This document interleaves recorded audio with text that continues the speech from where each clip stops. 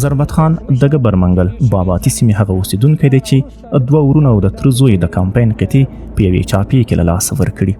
وایي شپه مهال دغه قطعه د هوا له لارې راغله او کله چې الوتکې پر ځمکه کېناستې نو بیا یې د هر چا د کور دروازې ماتې کړي او خپل ماموریت یوازې د عامه خلکو په وژنو پای ته ورساوه.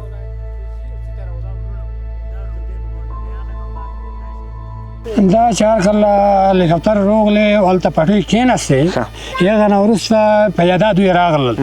دلته چې راغلل د خوا ته راغلل زموږ یو 2 ورونه یو متره زوی دا د شپې د ویرې نه ووتل د غره لوري ته چې لاړل دلته چپه دې ځای ته راورسېده.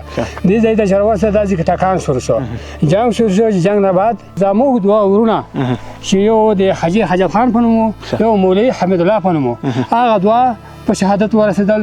یو متره ځای و چې د صبرخیل په نوم هغه هم زخمی شو چې ډېر شدید زخمی و.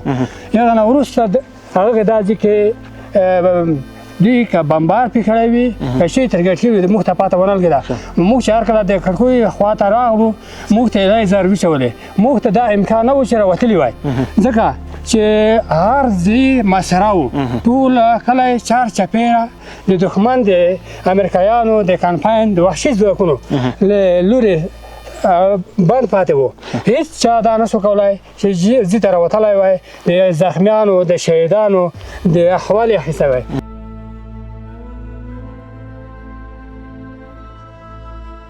دلته که د جنازو پر کټونو د خلکو ویرونه د پرون واقعي تصویر خو نن د ماشومانو پر خوله خندا د طبیعت حقیقي بڼه ده.